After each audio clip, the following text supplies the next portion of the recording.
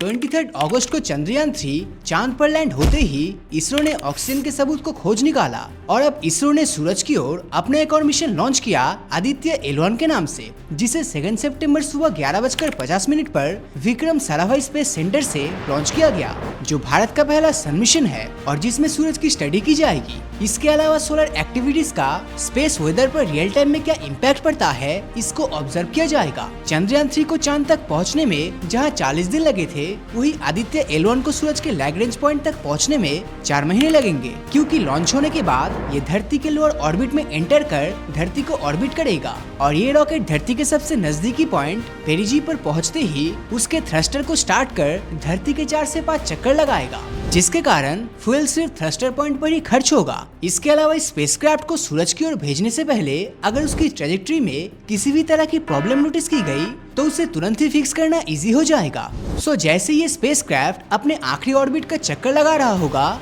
इसका थ्रस्टर अपने full capacity में चलना शुरू हो जाएगा, ताकि यह किसी स्लिंगशॉट की तरह धरती के ग्रेविटेशनल पुल से बाहर निकलकर अपने अगले फेज की ओर सफर करना शुरू करेगा, जो कि है क्रूज फेज। इस फेज में इसके थ्रस्टर्स लगातार जलते रहेंगे ताकि स्पेसक्राफ्ट आगे की ओर बढ़ता रहे। अब धरती से लैग्रेंज पॉइंट की दूरी 15 लाख किलोमीटर है, जो धरती से चांद की दूरी का 4 गुना है। इसलिए इस मुकाम तक पहुंचने के लिए इसे इतना लंबा समय लगेगा।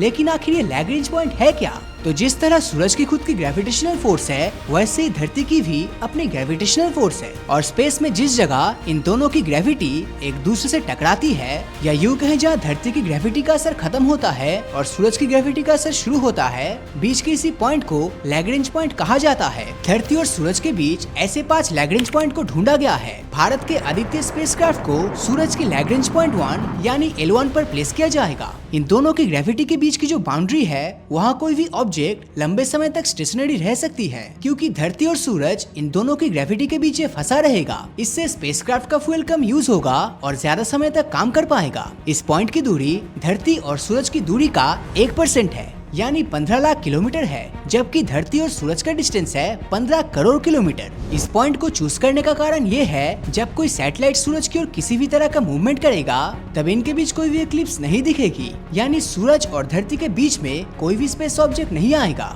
इसी L1 पॉइंट से सूरज की सबसे अधिक एक्टिविटीज को ऑब्जर्व किया गया। इस मिशन का असल मकसद कोरोनल मास इजेक्शन को डिटेक्ट करना है। दरअसल धरती के लोअर ऑर्बिट में हजारों सैटेलाइट धरती का चक्कर लगा रहा है। ऐसे में अगर सूरज से निकलने वाली सोलर फ्लेयर्स और कोरोनल मास इजेक्शन धरती तक पहुंच जाती है, तो धरती के चारों ओर फैले मैग्नेटिक फील्ड और हाई एनर्जी रेडिएशन धरती का और भी नजदीक आकर इन हजारों सैटेलाइट्स को नष्ट कर सकता है, जिससे स्पेस में तबाही मच जाएगी। इन सैटेलाइट को नष्ट होने से धरती पर मौजूद सारे इलेक्ट्रॉनिक डिवाइसेस बंद हो जाएगी। नेविगेशन सिस्टम से लेकर GPS तक सब काम करना बंद कर देगा। हमारी कम्युनिकेशन सिस्टम और ट्रांसपोर्ट सिस्टम ठप पड़ जाएगी, जिसके बाद पूरी दुनिया में इमरजेंसी अनाउंस किया जाएगा। इसी डिजास्टर से बचने के लिए इसरो ने ये प्लान बनाया कि वो आदित्य L1 स्पेसक्राफ्ट को सूरज के लैग्रेंज पॉइंट पर भेजकर इसकी बारीकी से जांच कर सके और इसी पॉइंट से आदित्य L1 सोलर एक्टिविटीज और स्पेस वेदर के ऊपर क्या क्या इम्पैक्ट डालता है, इसका रियल टाइम ऑब्जर्वेशन करेगा।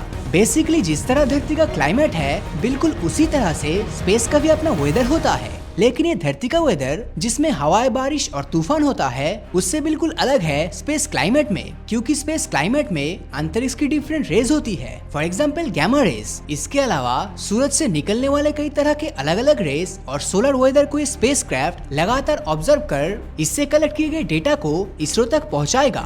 सूरज के कोरोना लेयर से जो सोलर फ्लेयर्स निकलते हैं, वो धरती का चक्कर लगा रहे सैटेलाइट को हिट करता है। वैसे तो सूरज के कई सारे लेयर्स हैं, जस्ट लाइक फोटोस्फीयर, क्रोमोस्फीयर और भी कई सारे। तो इन्हीं सब लेयर्स की बारीकी से स्टडी करेगा इसरो का आदित्य L1, जिसे लैग्रेंज पॉइंट 1 पर प्लेस किया जाएगा, जहां से इसे सूरज डायरेक्टली दिखेगा बिना किसी ऑब्स्टेकल्स के। वेल, सिर्फ इतना ही नहीं, ये सूरज के बारे में क्या क्या स्टडी करेगा, किस तरह के डेटा को कलेक्ट कर धरती पर वापस भेजेगा, उसकी एक लिस्ट इसरो ने रिलीज की है, जो कि है coronal heating, coronal mass ejection, pre flares, flare activities, proportion of particle and field, dynamics of space weathers etcetera. अब सूरज का आकार हमारी इमेजिनेशन से काफी बड़ा है। इस इमेज में आप सूरज और धरती के आकार का कंपैरिजन देख सकते हैं। इसके मुताबिक तो ये स्पेसक्राफ्ट किसी धूल के कण की तरह है, लेकिन यही छोटा सा स्पेसक्राफ्ट सूरज की बारीकी से स्टडी करेगा। इससे पहले इस काम को नासा ने अंजाम दिया था, नासा के पार्कर सोलर प्रोब की मदद से, जो दुनिया का ऐसा पहला स्पेसक्राफ्ट था जो सूरज से काफी नजदीक पहुंचने में कामयाब हुआ। 2018 में नासा द्वारा भेजा गया किसी कार के आकार का यह छोटा सा स्पेसक्राफ्ट सूरज के आउटर लेयर कोरोना की स्टडी कर रहा है। आप ये जानकर चौंक जाओगे कि ये स्पेसक्राफ्ट स्पेस में 7 लाख किलोमीटर पर आवर की स्पीड से ट्रेवल कर रहा है। ये स्पीड इतना ज्यादा है कि आप दिल्ली से मुंबई सिर्फ 6 सेकंड में ही पहुंच जाओगे और अपनी इसी स्पीड के कारण पार्कर प्रो बन चुका है fastest object ever build by human. ऐसा ही कुछ भारत का आदित्य L1 भी होने वाला है। इस स्पेसक्राफ्ट में कुल 7 पेलोड्स लगे होंगे जिनका काम सूरज के फोटोस्फीयर, क्रोमोस्फीयर और आउटर मोस्ट लेयर यानी कोरोना की स्टडी करना। लेकिन इन सब के बावजूद भी आदित्य L1 एक कंप्लीट ऑब्जर्वेटरी नहीं है, क्योंकि खुद इसरो ने इसकी कई सारी कमियों के बारे में जानकारी दी है। दरअसल इसरो के PSLV रॉकेट के लिमिटेड कैरिंग कैपेसिटी के चलते इस स्पेसक्राफ्ट में और भी कई सारे एडवांस इक्विपमेंट्स को नहीं डाला गया। इसके अलावा आदित्य L1 एक पर्टिकुलर पॉइंट L1 से ही सूरज की स्टडी करेगा, इसीलिए वो सूरज से सिर्फ धरती पर आने वाली सोलर फ्लेयर्स, सोलर विंड और कोरोनल मास इजेक्शन को ही स्टडी करेगा।